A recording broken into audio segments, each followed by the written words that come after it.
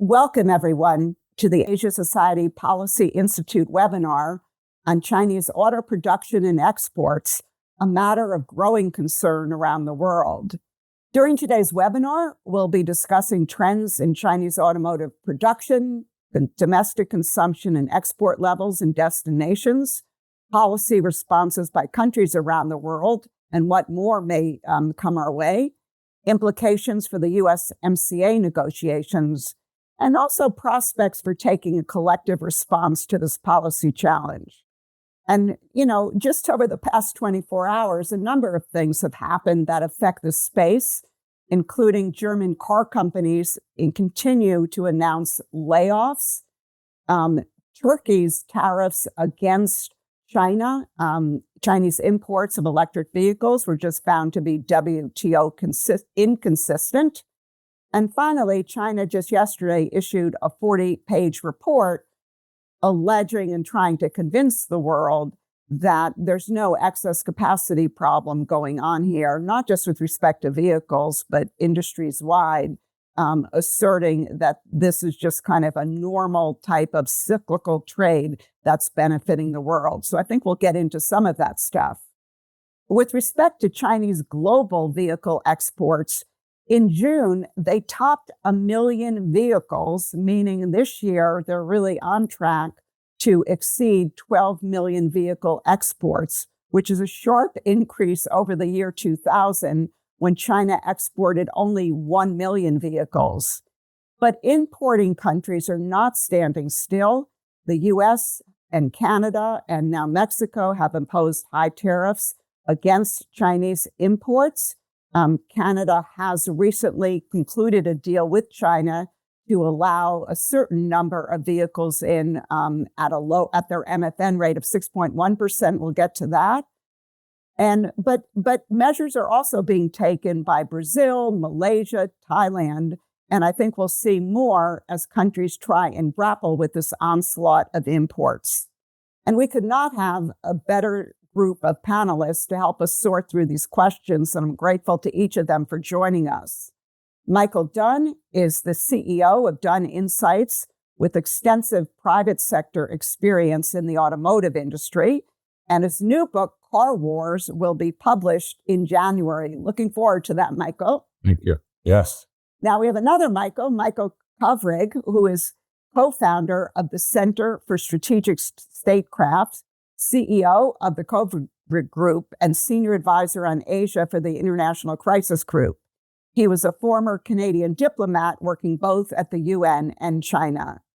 And Jorge Guardo is a partner now at DGA Group, but he served in the Mexican Foreign Ministry for many years, where he was Mexico's ambassador to China for 6 years, if I got that right. That's correct. Let's get going. And Michael Dunn, maybe I can just start with you. Can you just give us your sense of the state of play with respect to Chinese automotive trade, particularly as Chinese automakers seem to be expanding sales, exports, and investments all over the world? Over to you, Michael. Just as you said, Wendy, it's unbelievable the magnitude and speed of this export growth. Only a few years ago, China was exporting 1 million units a year. This year on track for 12 million. Now put that into perspective. Japan at its highest year was 6 million. So China's already doubled that. Okay, so what? What does that mean for the rest of the world? Well, industries in Europe, South America, Southeast Asia are under enormous pressure. Volkswagen's announced layoffs of 100,000 employees. This is unprecedented. Honda, for the first time since 1950s, has declared a loss, losing money. So the idea is, think of this onslaught, as you said, of Chinese cars pouring into markets worldwide suddenly, and it's caught everybody a little bit off guard and under pressure like never before. So for policymakers and political leaders, there's never been a more important time to shape a response. And what can you tell us about domestic consumption of vehicles in China? Are they declining at a steady pace then? They are flat, and the old days of growth and profits forever have disappeared. They're vanished. So the Chinese automakers look around and they say, if we stay at home, we're in price wars. We're just going to drown in overcapacity. So they've repurposed their factories and they're shipping like never before overseas. And that's the bottom line. They might tell a different story, but there's no growth at home, no profits at home. The only way for them to survive is to push those products into markets worldwide. And so in 2026, we're probably going to see 12 million units exported. I heard by 2030, some people are predicting over 15 million units if they continue. If you take it to the extreme, maybe one day all cars are made in China. You're like, why not? They have a machine. They have the government plan. They have subsidies. They have the state investment funds. They have capacity. They have supply chains. They have speed. They have ambition. And of course, they can't stay at home. So you put all those together and you say, what's going to stop this thing from overwhelming the rest of the world? We need to wake up and realize the threat is imminent. It's right now. And the consequences are, colossal. Jorge, over to you. Do you think other countries now are getting this, that this is a serious threat, displacing jobs and businesses at home, and frankly, creating a new dependence on China? I mean, how are countries responding, and are the responses adequate? Are countries taking this seriously? So following on Michael Dunn's comments, and so domestic sales in China decreased by 23% year on year. And I'm going to quote Michael Dunn, who said that's equivalent to Japan's market. Decrease in 1 year. The entire Japanese market, they lost it, China, year over year. So as Michael Dunn says, they're now exporting, you said 12 million cars a year. Again, for perspective, that's Europe's market they're exporting. Europe has an auto market of 11 million cars a year. China will be exporting 12 million cars a year. So that is unsustainable for any auto manufacturing country in the world, any industrialized country in the world. Now, if you're not in an industrialized country, it's a godsend because they give you good, cheap cars, and why not take them? But any industrialized country will have to wake up very quickly. Mexico imposed tariffs of 50% on Chinese cars in January. I think that's just a good first step, but just a first step. And I'll tell you why. The average price of a Chinese export car went from $21,000 in 2023 to $16,000 in March 2025. I'm talking more than a year ago. That's a 25% decrease in that time period. So to assume that a 50% tariff is enough, I don't think it'll quite stop the flood of Chinese cars. But I do think countries are waking up. Brazil just increased its import tariff on 35%. Russia has also put a tariff on. They came up with a way of saying it's for recycled cars or something like that. In essence, it's a tariff, and they went from being the number one destination of Chinese export cars to the number 4. So I think the world is starting to wake up to this threat, and it is a huge, huge threat. Mm-hmm. Just building on what you said, because I think the European tariffs they vary company to company, but they're in the range of 8 to 35%. But even with those tariffs, it seems that the Chinese exports to Europe are increasing day by day. So the thing about the European tariffs is that they only target EVs, electric vehicles. And what the Chinese have done is started exporting hybrids. Hybrids are not subject to European tariffs. So yes, they now have, I believe, something to the effect of 11% of Europe's market share. Unsustainable. So Michael, now over to you. And maybe we can talk about Canada for a minute, because Canada initially followed the United States with a very high EV tariff of 100%. But Prime Minister Carney, in discussions with China, reached an agreement to allow, I think it's starting with 49,000 vehicles at the MFN rate coming into Canada, and also opening the door for Canadian investment. First of all, can you give us just more details? Did I get it right? And what does this mean for Canada? And what does this mean for Canadian-U.S. relations, particularly as we embark on the USMCA negotiations? Right. Thanks, Wendy. Yeah, I agree with everything that Michael Dunn and Jorge have said so far. Look, and Canada is essentially the live experiment about what happens when you crack open a market that was previously closed. Right. The deal was that in January 16, Mark Carney, relatively new Prime Minister of Canada, goes to China trying to reestablish a relationship, move more toward a more normal, balanced relationship. And he comes away with a deal in which Canada admits 49,000 Chinese EVs a year at 6.1% tariff, basically the standard MFN rate, rising to 70,000 over 5 years with a review at year 3. In exchange, 5 years of tariff relief for Canadian canola seed, but just 10 months of relief on canola meal, lobster, peas, and crab, which China has linked to Canadian duties on aluminum and other things. So basically, you've got a major commodity producer trading high value-added manufacturing market access for the ability to, again, sell commodities to China that it was selling before. And the only reason China had put duties on those was to try to hammer down the 100% tariffs that Canada had originally put on Chinese EVs to align Canadian policy with U.S. policy during the Biden administration. A lot of Canadians like to sort of think that, well, but Canada only did that because the U.S. pressured the Canadian government to do so.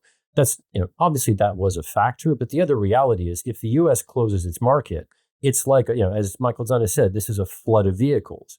Water will seek any porous space it can get, and the same with this sort of trade. If the U.S. market is closed, guess who becomes the dumping ground market? Canada and anywhere that's open. So Canada also had to do it to preserve its own manufacturing, which is now at risk under the New Deal.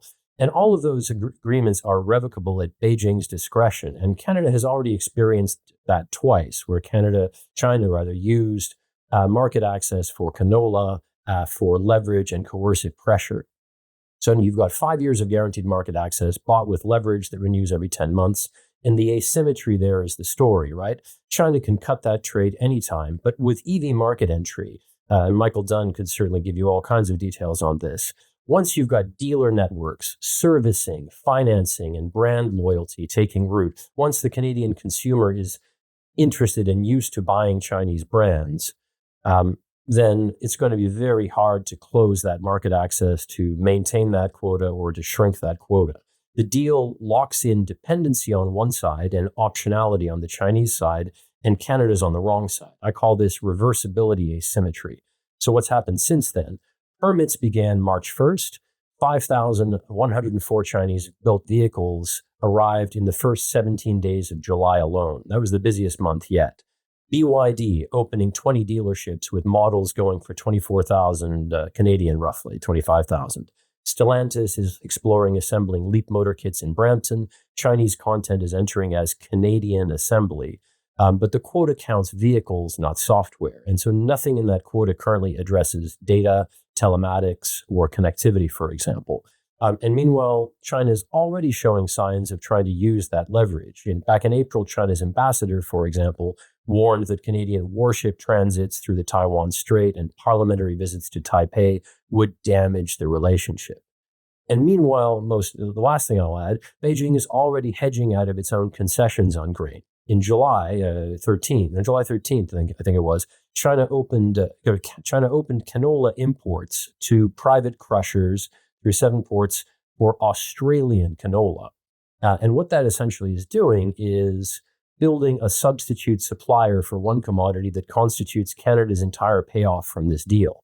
It did the same with U.S. soybeans before the trade war, right? Every ton of Australian capacity lowers the cost of cutting Canada off a third time, which makes its own coercion threats more credible, not less. So the asymmetry for Canada is actually compounding now. So just to clarify for our viewers, these cars that are coming into Canada, they cannot be shipped to the U.S. under the USMCA zero tariff rates, correct? Correct. And that, of course, that's another complicating dimension, right? All of this came in before negotiations started around USMCA. On July 1st, Washington declined to extend USMCA. So now we're in an annual review mode, permanent leverage, permanent negotiation. And the U.S. has made clear that none of those cars can come into the United States, right? First of all, there's a 100% tariff on Chinese cars. But secondly, there's the U.S. Commerce Department's Bureau of International Security, which has a connected vehicles rule. And there's further legislation moving through Congress to further seal the U.S. market against vehicles, even temporarily. So it's possible the U.S. may not even let Canadians who have bought a Chinese vehicle in Canada take that vehicle into the United States. And so this is, again, that is a key challenge and element in this whole Canada-China deal. China obviously is trying to use Canada as a backdoor to crack into the United States. Michael Dunn, do you think we'll be seeing Chinese efforts to conclude more of these types of deals with, like I call them quotas, right? At lower tariff rates? Yes, and their ultimate target, of course, is the United States because we remain the largest, most profitable place to sell and service cars. This is where the money's made.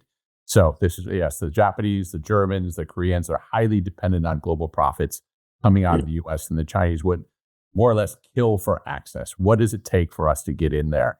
So they're working every conceivable angle at the same time that people in D.C. are trying to fend them off. So we're in a sort of a stalemate for the time being.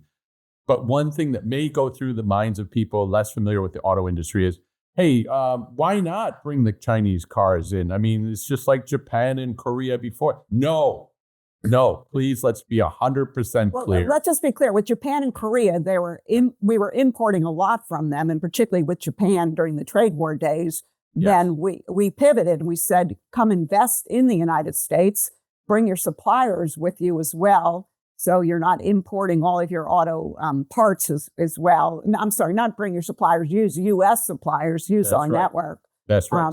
But why is that not a feasible option for China? What would Chinese investment in the US mean? Would willingly do so, but they'd slow walk things. But more importantly, Japan and Korea are our allies. And there was always an understanding that they would get access, they'd make money, they'd bring their products, and they would compete in the same arena as Americans and Germans and other companies. With China, the strategy is different. It's to overwhelm the industry, capture it, and use it as ultimately as leverage. And we've seen this in other industries, most notably with batteries, even with chips. When it comes to crunch time, they say, oh, by the way, we're the source of all manufactured cars today. How about that? And you're dependent on us for cars. And we want this and this and this from you on other political issues. So it's a different ball game. And I would not want anyone in the United States to feel as though, oh, this is just another iteration of what we saw with Japan and Korea, and everything will work out fine. No, it's a different ball game. Well, Jorge, Mexico has invited some Chinese automotive investment, or there's talk about it. Not really, Wendy. There's been a lot of press coverage about it without none of it actually happening. And it's sort of given as a fact that, for instance, for a while, BYD was either building, had already finished, or was about to start a plant in Mexico. All at the same time. All at the same time. None of that happened. And a lot is written about Chinese investment in Mexico. In the auto parts sector. I believe, and I may be wrong, not by much, the biggest investment by a Chinese company in the auto parts sector is in the United States, and it's Fuyao Glass. And they're already here. The CATL is all in the process of building a plant. So it's not happening in Mexico. But going back to what Michael Dunn said, that it's not a good idea to invite them, and I agree with him, there is the issue with the Chinese manufacturers or the Chinese strategy is that they like to insert themselves in the supply chain, in the intermediate goods. That's where they want to have a stronghold to, as they say, make the world dependent on China and make China independent of the world. And one would imagine that if they invest in the United States to manufacture here, then in essence, it becomes an American product. And it's not. And for that, I'm going to cite a report done jointly between the Chamber of Commerce and the Rhodium Group that details very well how the more Chinese manufacturing opens abroad, then the more they insert themselves in the supply chain from China. So no, I think it is risky. It is a risky proposition. One I just want to make to follow up what Jorge and Michael were saying that I think we should get into this conversation early is why China is doing this, right? I mean, 12 years ago when Xi Jinping became General Secretary of the Communist Party, who would have guessed that a decade and a half later, he would be the world's top car salesman? Okay, I don't think anyone had that on their dance card. Okay, but joking aside, for China's General Secretary, this was never about selling cars, right? It's part of his theory of power, right? This why China is doing this. The Communist Party's security requires dominance of advanced manufacturing, and dominance of manufacturing requires the world to depend on China, just as Jorge was saying, while China depends on no one, right? That's his formulation. The EVs are the perfect instrument because they're the biggest manufactured good in world trade. They're simultaneously an energy asset, a data platform, the anchor of the battery, drone, robotics, industrial base of the 21st century. So when we debate quotas and tariffs, we have to understand what's across the table. It's not just 1980s Japanese companies seeking profit. It's a party state converting your car market into its leverage. And that's why from the question of the US and Canada, you need a unified approach, and ideally one that would include Mexico as well. If not a completely seamless one, at least as close as you can get to common policies and approaches. Mm-hmm. How about rules of origin as well? I know the U.S. is floating a proposal, not just with respect to autos, maybe broader than that, to limit Chinese content in any USMCA qualified product. Jorge, is that something that Mexico would be open to? Absolutely. Fully on board to completely limit not just Chinese, but Chinese satellite as well. The problem is that now the way the U.S. is proposing it is with certain quotas for the U.S. production. So they say 85% rules of origin and 50% of that has to be done in the United States. Well, that doesn't work as well for Mexico. So if we make it a North American proposal, we're perfectly fine. And I think it's a great idea to put stricter rules of origin to limit Chinese components there. I think it's a wonderful idea, fully on board. And you think Mexico would, I think you hinted at this earlier, would be open to even a higher external tariff? As long as it's North American component, not U.S. component. It's North American. We would be happy with going up with to 90. In fact, President Sheinbaum has said as much. She very specifically said, we can go up to 90, but let's make it North American, not U.S. With a higher component than the rest. Michael Dunn, I see you nodding. Do you think this is a good idea? I definitely think a North American market would become the most attractive market in the world by far, and that's valuable, and we should use that as leverage because of the demand, because of the demand, and because of the price points and the profits that can be made here on the sale and on the service of vehicles. At the same time, I'm smiling a little bit because just yesterday I was driving through San Diego. I saw this sign of a building, Zo Trucks Company Limited, ZO, and I thought, what is this? So I went to investigate. It's an American company that's selling trucks to American customers, including municipalities, but all of the components are coming from a Chinese truck company. And it's so obvious what's happening there. And there's no rules of origin with regards on the truck side. Maybe policymakers will get there. But today, as we speak, things like that are already happening. It's a little bit alarming. How are these components all coming in, final assembled in the United States, called an American company, and then sold to municipalities with our tax dollars? So we cannot underestimate the tenacity with which the Chinese will pursue this market. And we should be ready to put in place all kinds of policies to preserve what we have here. So, Michael K., for Canada then, with it, I asked when your screen was frozen. So with the 49,000 quota, how does, and inviting Chinese investment into Canada, how does Canada then work with the United States and Mexico in the USMCA to try and cabin off this market, this trilateral market? Right. Great question. Right. So Canada matters because it's a bellwether. It's the first country to crack as a Western auto-producing country specifically, right? The wall that went up in 2024, and it's a proof point that Beijing needs. So China is going to press really hard on this. The likely trajectory for Canada is not collapse of its industry, but rather gradual entrenchment of Chinese imports and potentially knockdown kits, cars being put together with screwdrivers in Canada. So my worry is that the party state uses that entrenchment to deepen political influence, weaken Canadian sovereignty, and teach Ottawa to accommodate. So there's a broader political risk for Canada. In the context of USMCA, like what actually would work? Tariffs are the only volume control that with a track record of working, right? The effective package has to be layered. Tariffs or hard quotas, US-style connected vehicle software rules to regulate software origin, not just steel inputs, right? You have to count CKD, the knockdown kit assembly, against the caps.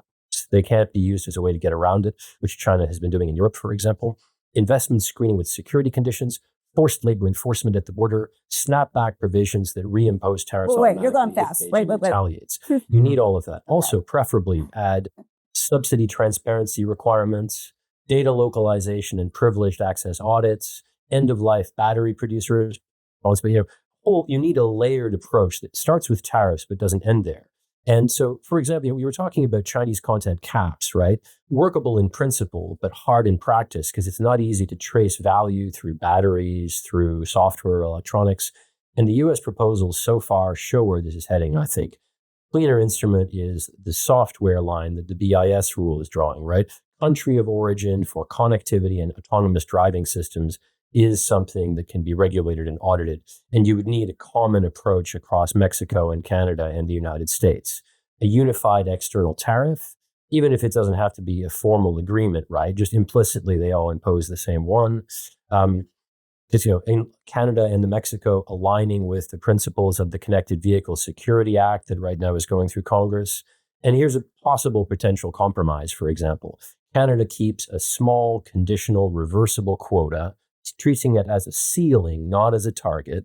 And in exchange, it adopts the US security rules. It counts CKD assembly against the cap on content, not just Chinese title. It hardens investment screening. It guarantees no Chinese content vehicle claims USMCA origin. So Canada then can have some limited imports, but no backdoor into the United States. And that deal, I think, would only survive if it delivers both of those things.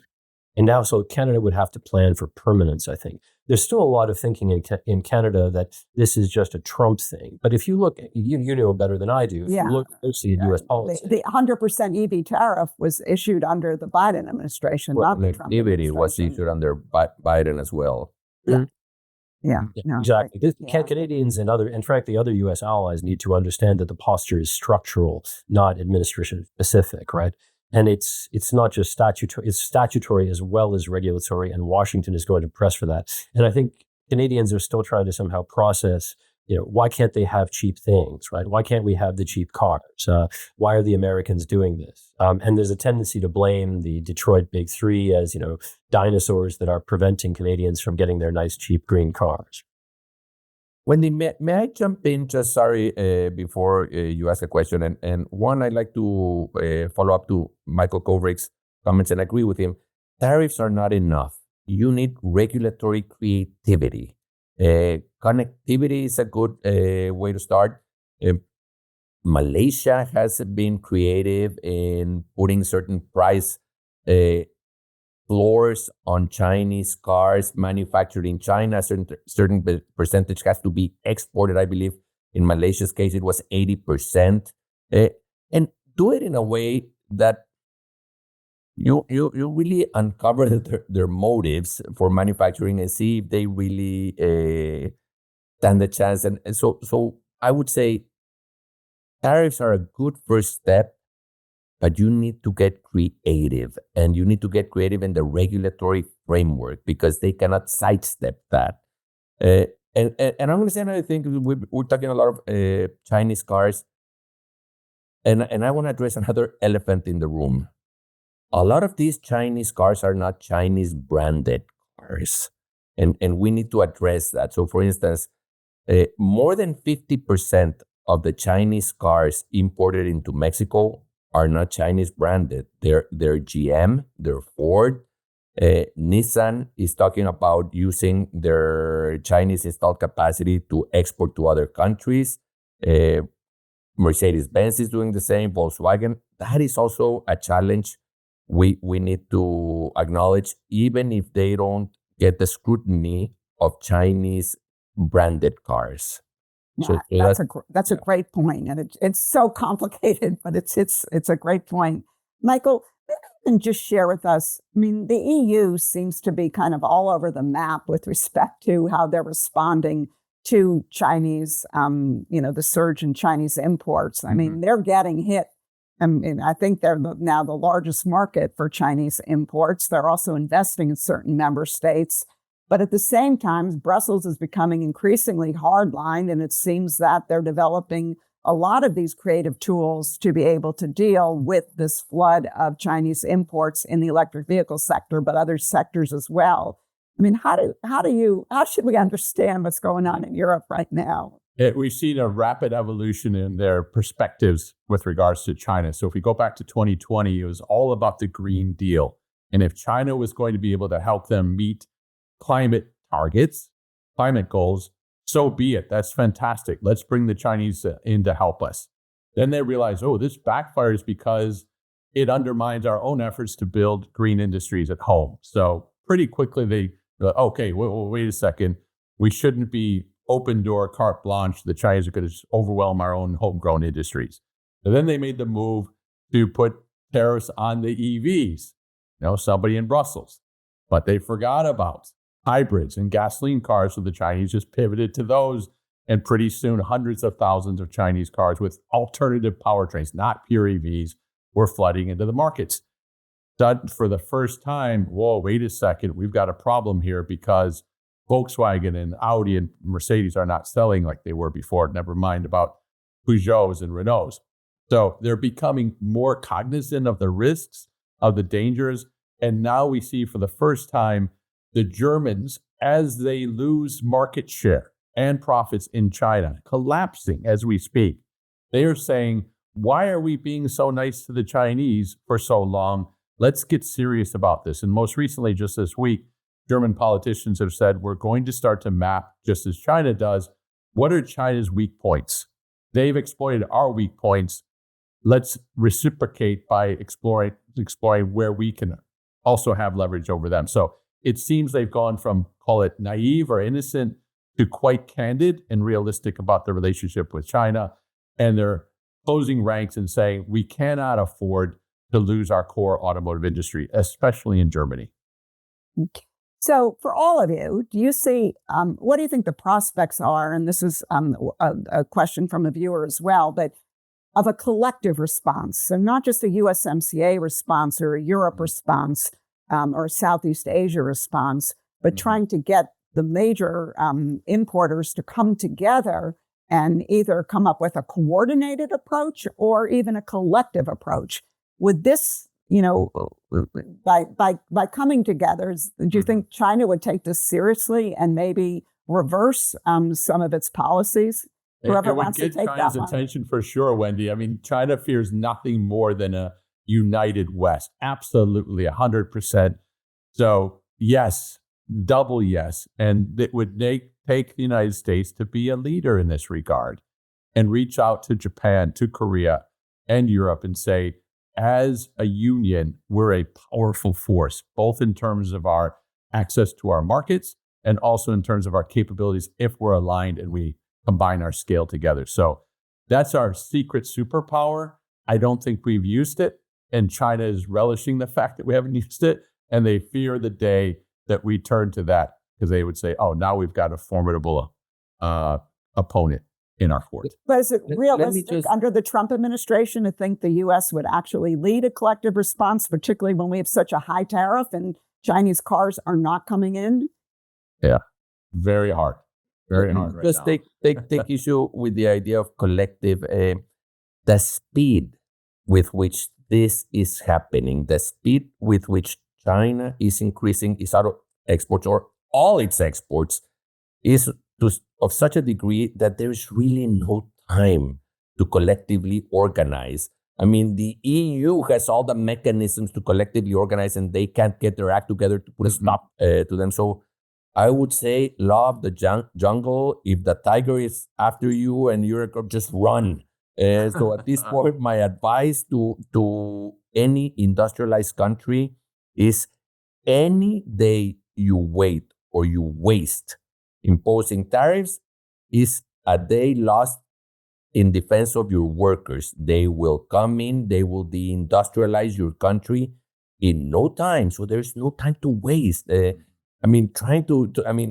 at all the cases in which we've tried to get together as a world and act, and we've seldom managed to do so. So I would say just every country should right now just put stiff tariffs and then start seeing where we go from there.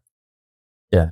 I would agree, but what actually gives me hope is not the ability to coordinate or for the United States under Trump to show leadership, but rather China itself being in some ways its own worst enemy, and not necessarily, I think a grand coalition unity is unlikely, right? But rather functional convergence, which in some ways is further along than it looks, right? Outside China's own market, roughly 45% of global demand is effectively closed. US, Japan, Korea, India. About a third has real barriers, but Chinese brands are climbing over them anyway. So those countries are either going to lose their auto sectors or they're going to have to raise their barriers to approach what the other closed markets already have. And then there's about a fifth that is wide open, and the evidence is there. Look at Thailand, look at Indonesia, look at Australia, look at the UK. Their markets are being swamped. As Jorge has explained, Mexico had to ratchet up to 50% because it was taking. So the two lessons from that, first of all, are that closure is achievable. The markets that did it are still holding nearly half of ex-China demand. And second, tariffs alone won't get you there. The US has a software ban, India screens investment, Japan and Korea have structural barriers. So volume controlling tools leak, layered tools that I was talking about earlier hold. And ultimately I think the realistic play for Canada, for the EU, all these countries, is a minimum viable coalition where you have a shared base of evidence on subsidies and other supports on China. The OECD put out a magic database report that has already tabulated over the last decade how China has supplied more than double the OECD average in subsidies, and by some measures quadrupled in terms of lower costs in China, right? And so having common understandings of the problem, aligned software security rules, common definitions for knockdown kits and rules of origin, common policies on FDI screening and information sharing, none of that requires explicit U.S. leadership or a treaty. What it needs basically is 3 or 4 capitals to stop free riding. And I would just add, part of the problem is not simply, can these Western countries get it together or not? It's that China's policy has been actively dividing them and trying to entice them into bilateral deals with benefits, right? So for every, the European Commission keeps putting out report after report and analysis and recommendation. And, the problem is that even if Europe implemented everything in Mario Draghi's report of recommendations, it's still not going to fix the fundamental problems with China's overcapacity. And that is going to require coherent measures, regulations, and trade barriers. But China then goes and cuts side deals with, or Chinese firms do, with Hungarian government, with Spain, right? And there's an example of localization, right? The Cherry Ebro plant in Spain is a swerve around EU tariffs. And so you need to also mechanisms to discipline other countries that are breaking ranks. And that's the challenge there, right? It's not just that metaphor of all you need to be, you don't need to be faster than the bear or the tiger or the dragon in this case. You just need to be faster than the others. That's not going to work here. It's going to pick you off one by one. And when it's done chewing on Spain, it's going to move on to Canada and then to Mexico. That's why you need coordinated policies, common tariff barriers, common regulations.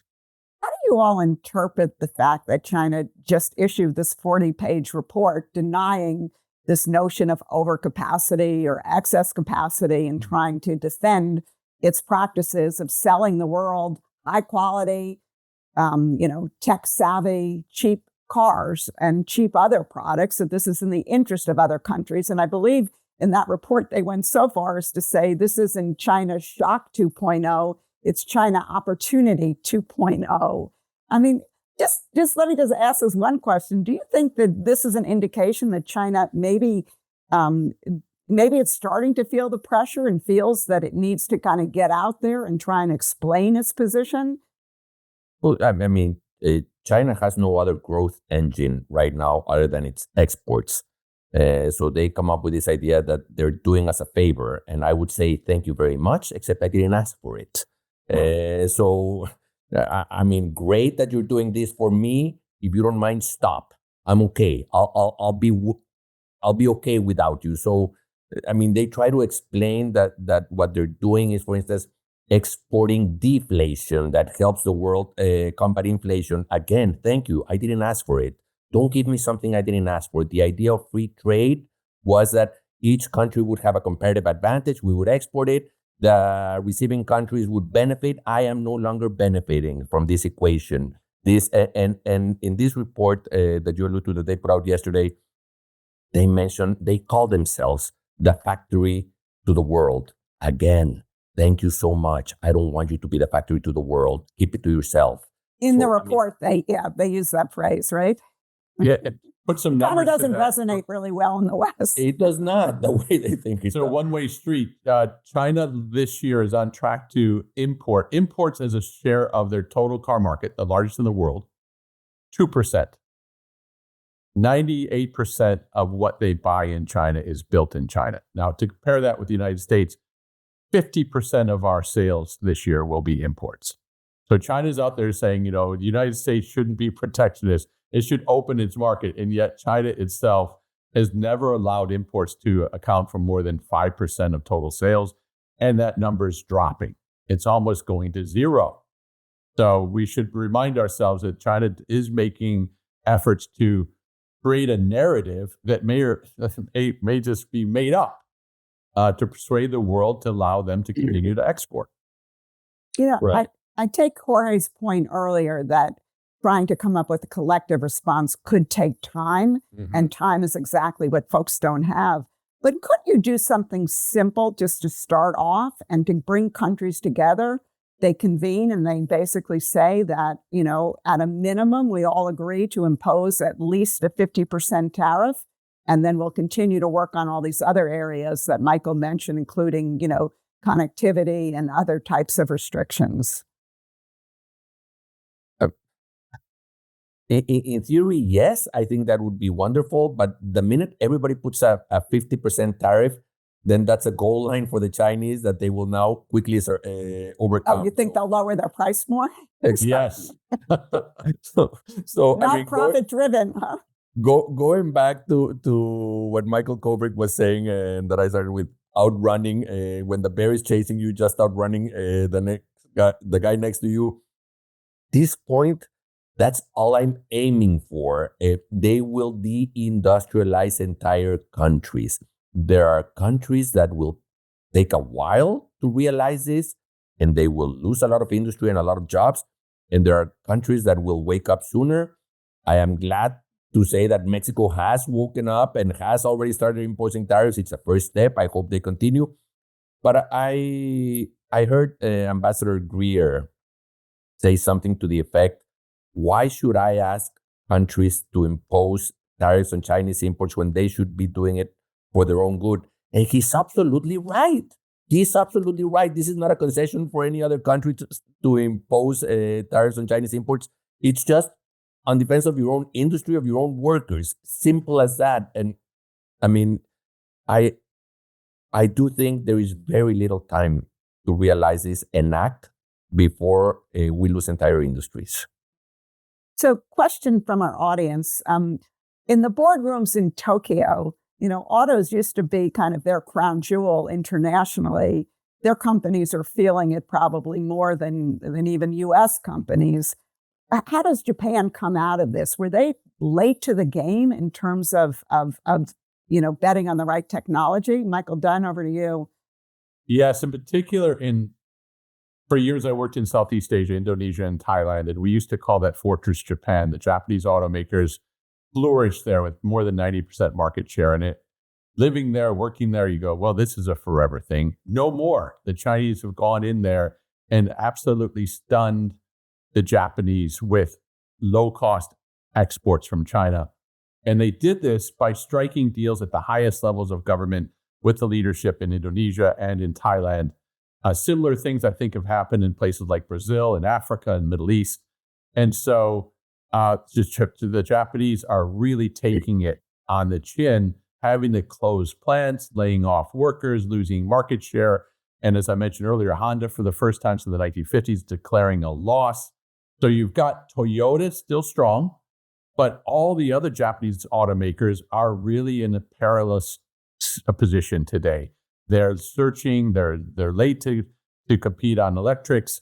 They can't find a way to compete with the Chinese on cost in these markets, that we're talking about, Southeast Asia, South America, and they're scrambling for answers. They're vulnerable. They're genuinely vulnerable. Toyota's okay. The others are in play.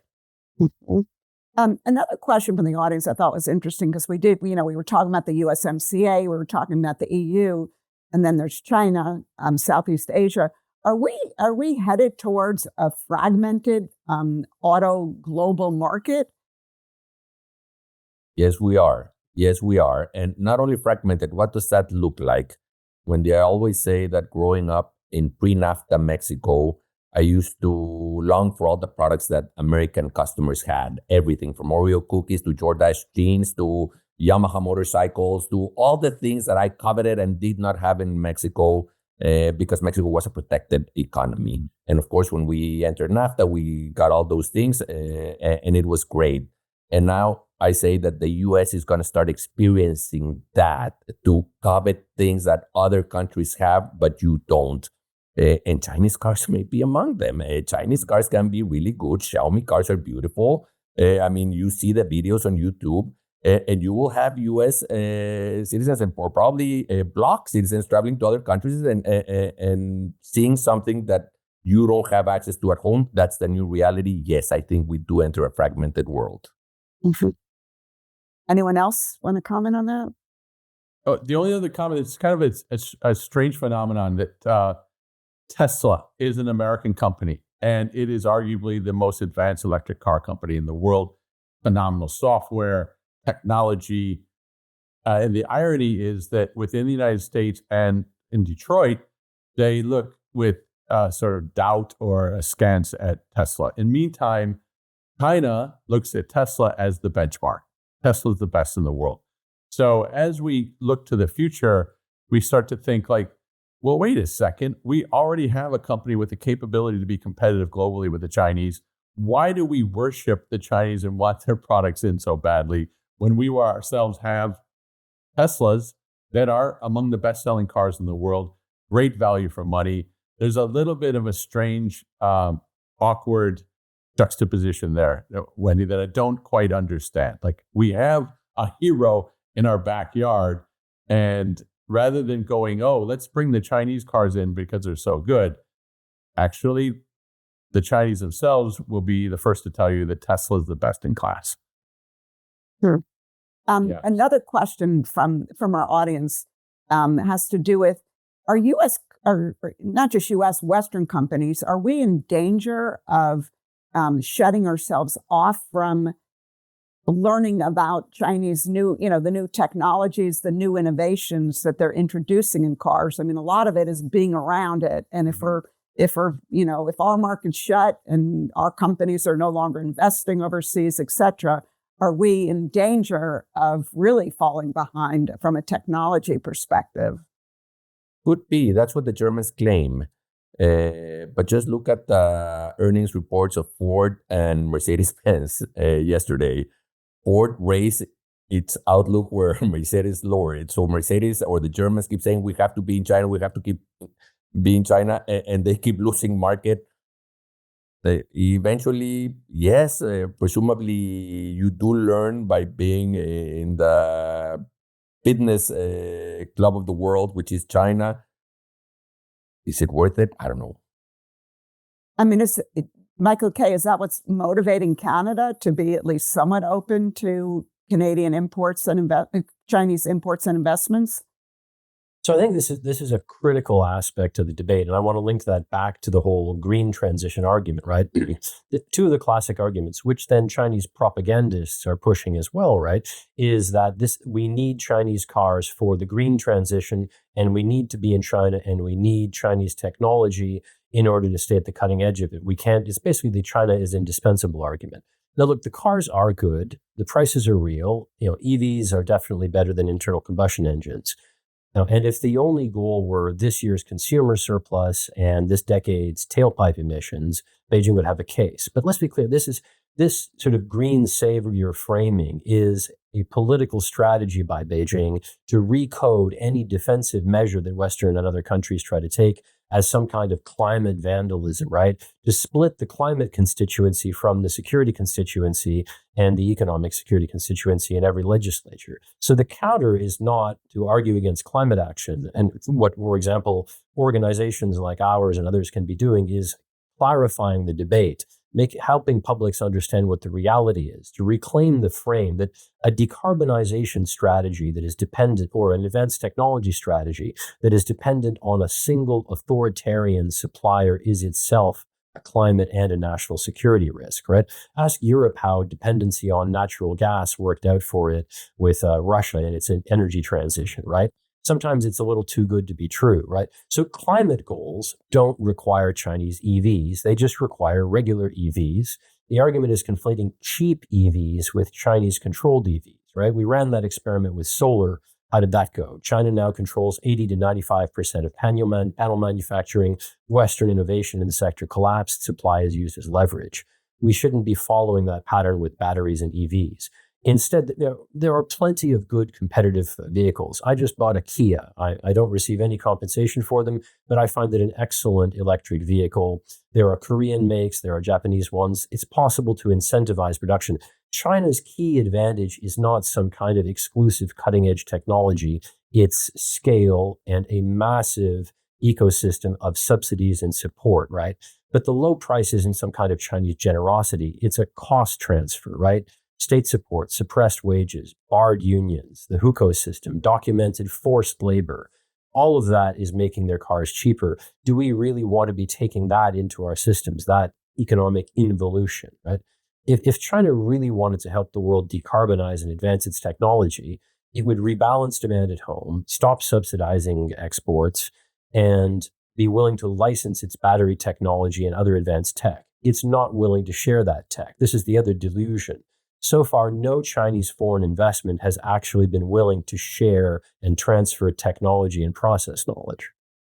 Well, Michael, can you comment on that? Because I know when certain Americans, there is a debate, we should be inviting some Chinese investment here and then forcing them, use their technology transfer card and use it against them. Is that even realistic? That's a great idea on paper, but I don't think it's practical. Here's why. When the West went into China, we were quite generous in terms of technology transfer, and the Chinese were quite ambitious and aggressive about grabbing that technology.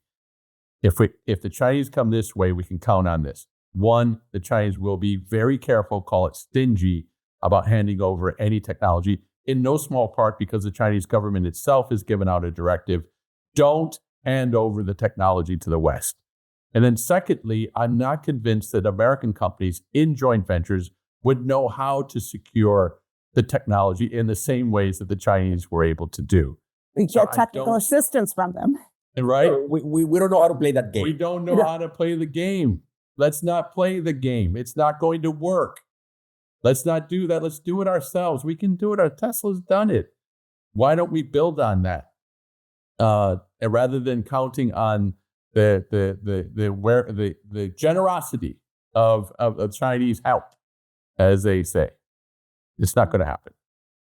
Okay. Well, look, we're winding up now. I had one final question for everyone, and that is, we're in 2026 now. Where are we going to be in 2030? Are we going to even have? Will there still be a Japanese, German, U.S., Korean auto industry? And where will we be, and what might happen to turn things around between now and then? Jorge, why don't you start? I think the biggest question will be the EU. Will they be able to stand up to the challenge that they're facing, or will they go in divided, each trying to gain a little advantage and just die slowly together? I think the rest of the world will wake up. I think the rest of the world will put stiff tariffs in place.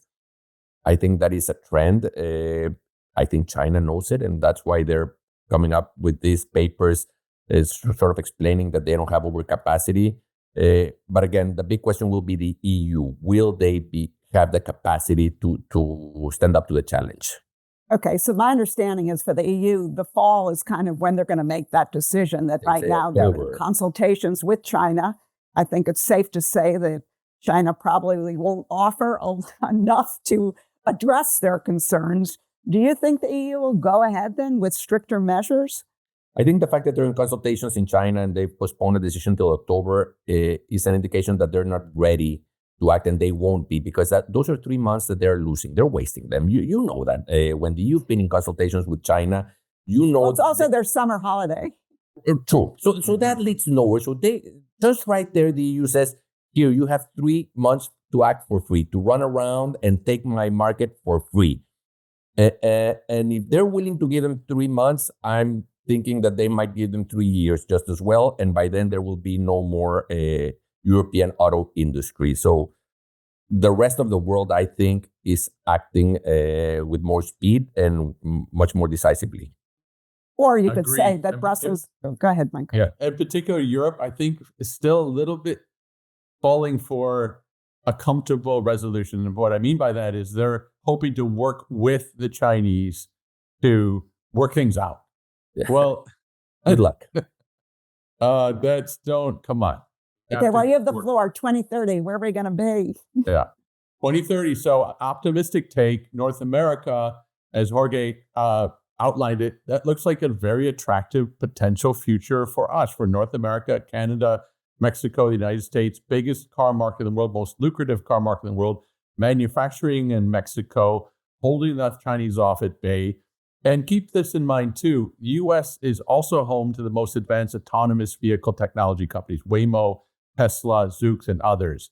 So we're innovating. We're moving to the future where there's more and more autonomous cars. We can do very well here in North America, independent of. We don't need to rely on China. We shouldn't rely on China. And Michael, you have the last word. Sure. Like the key takeaway, right, is we don't need to depend on China for the green transition. What it takes is scale across multiple other countries, the United States, critical big markets, the EU, having similar regulations and barriers so that they don't become the weak link in the chain, right? China's EV surge is not a market outcome. People need to understand it's the deliberate output of a political system that subsidizes overproduction and treats the resulting exports as a lever for strategic power. Flood, consolidate, weaponize. Tools to control volume of exports alone won't stop it. You need to regulate the software, the structure, and the investment, not just the vehicles. And if basically by 2030, we're going to see industrial bases thoroughly hollowed out in some markets and heavily damaged in others. And what is likely to happen in the political economy is these governments finally responding only when the domestic job losses and industrial hollowing totally outweighs the benefits that key companies are getting from the China market. The problem is by then it will be too late. The window to act is now, 2026, 2027. It requires decisive statecraft to stop the flood. Great discussion. Really appreciated all of your comments. And for our viewers, I hope that you also enjoyed this webinar. And I would love to get you guys back, because I don't think this issue is going away. And I think we can maybe 6 months from now see what's going on in the USMCA negotiations to see whether Europe stood up to China. And we can also see if China's issuing more reports in an effort to allay our concerns. With that, thank you and appreciate everyone joining us. Thank you. Thank you, Wendy. Thank you.